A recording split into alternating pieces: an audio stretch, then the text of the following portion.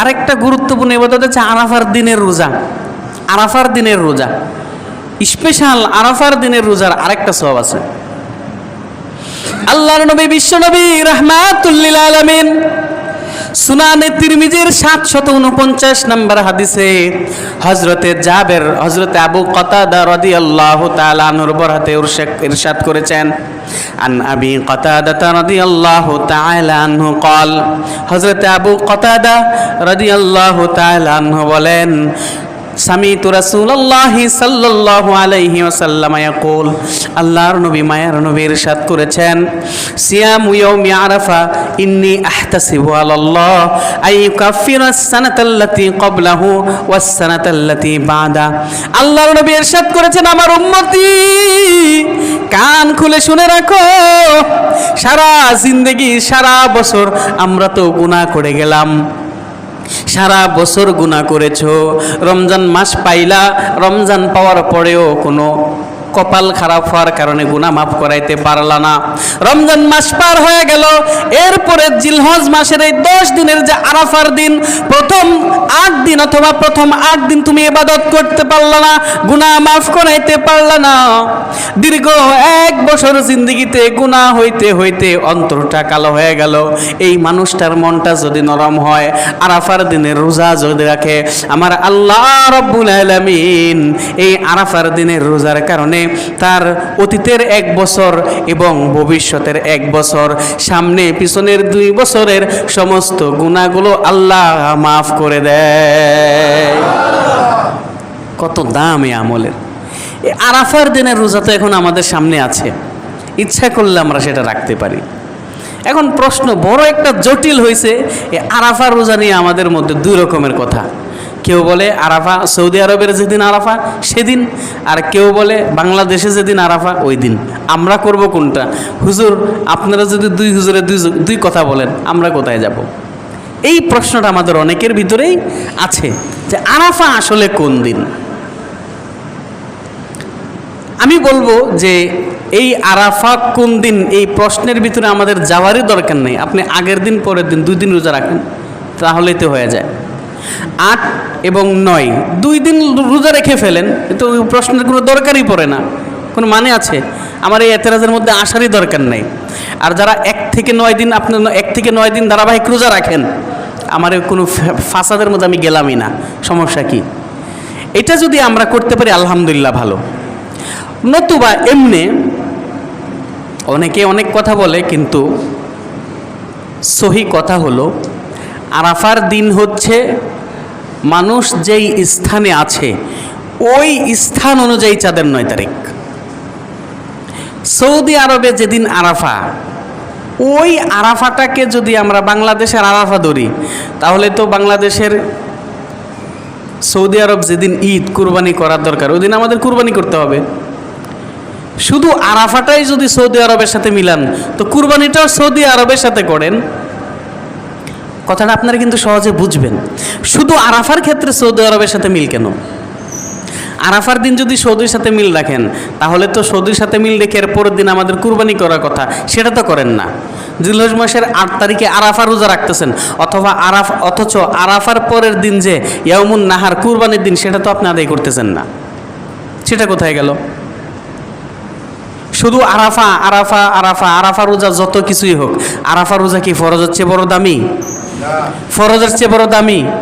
তো ফজরের নামাজটা তো ফরজ, তো ফজরের নামাজ সৌদি আরবের সাথে মিলাই পড়ছেন, তো ফজরের নামাজটা সৌদির সাথে মিলাই পড়েন, জোহরের নামাজটা সৌদির সাথে মিলাই পড়েন, আসরের নামাজ সৌদির সাথে মিলাই পড়েন, এটা কেন পড়েন না?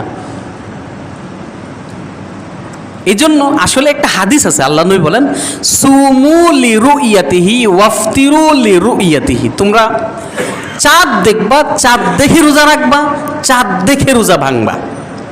এই চাঁদটাকে আমি বাংলাদেশে বসে কি আমেরিকার চাঁদ দেখবো, নাকি বাংলাদেশে বসে বাংলাদেশের চাঁদ দেখবো? যেহেতু আমাদের পৃথিবীটা গোল এবং সেটা ঘুরতে থাকে, এই জন্য চাঁদ আমাদের পৃথিবীর গ্রহের বাইরে ভিন্ন একটা গ্রহ। তো আর পৃথিবীটা গোল হওয়ার কারণে পৃথিবীটা যখন ঘুরবে, তো যেই চাঁদের সামনাসামনি পৃথিবীর যে অংশ থাকবে, এই অংশের মানুষই তো চাঁদটা দেখতে পারবে, এর বিপরীত অংশের মানুষ তো আর চাঁদ দেখতে পারবে না। কথা বুঝতেছেন আমার? একটা বল যদি আমি এই সাইডে রাখি, আরেকটা বল এই সাইডে রাখি, তো দুই বলের যেই অংশ সামনাসামনি, এই অংশের এরাই তো সামনাসামনি এটাকে দেখবে। তো বিপরীত সাইডের দুজনকে দেখতে পারবে? দেখতে পারবে না। এই পিলারের এই পাশে দুইজন যারা বসবে এরা এদেরকে দেখতে পারবে, ওই পাশে দুইজন এরা এদেরকে দেখতে পারবে না, পিলার মাঝখানে আড়াল হবে।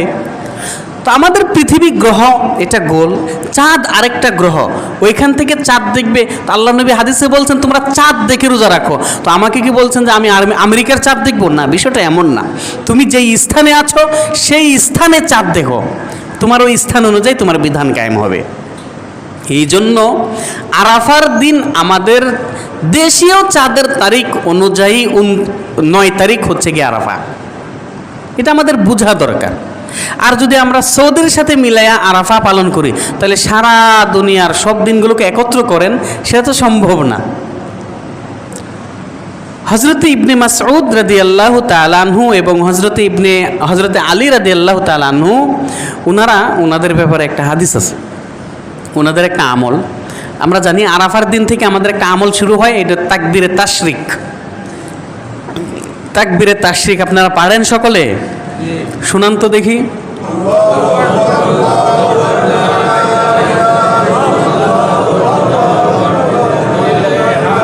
এ ওয়ালিল্লাহিল হামদ পর্যন্ত এটা হচ্ছে তাকবীরে তাশরিক।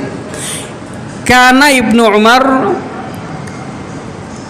ইউকাব্বিরু ফি সলাতিল ফজরি ইয়াউমা আরাফা।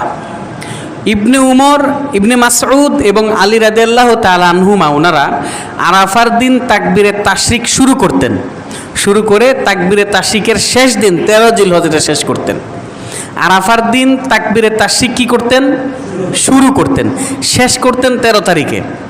এখন তাকবীরে তাশরিকের দিন 5 দিন, এটা আমরা জানি। তো তাকবীরে তাশরিক কত দিন? 5 দিন। ওনারা আরাফার দিন শুরু করতেন। এখন আরাফার দিনটা কবে, এটা নিয়ে তো পেশ। আরাফার দিন কবে, এটা নিয়েই তো সমস্যাটা হচ্ছে।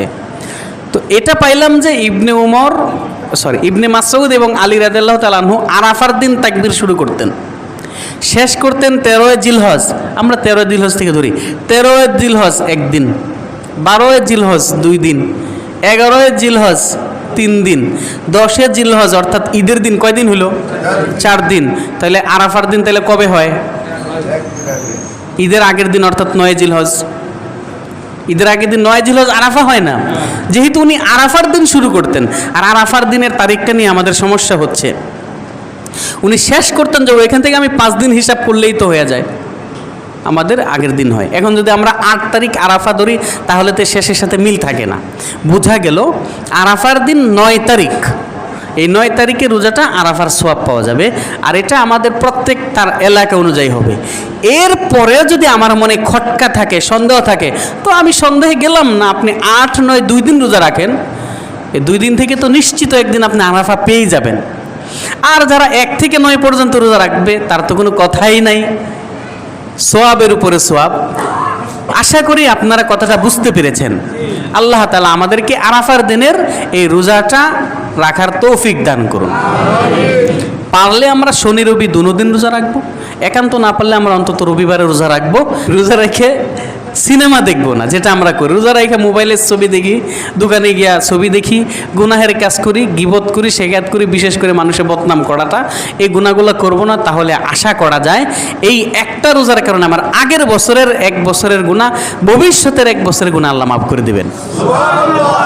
আরাফার রোজা রাখছি, রোজা রাখার পরে গিয়া যে গুনাহগুলো করলাম, এই আরাফার রোজা দ্বারা কাম হবে না। আল্লাহ তাআলা আমাদেরকে এই কথাগুলো বুঝে আমল করার তৌফিক দান করুন।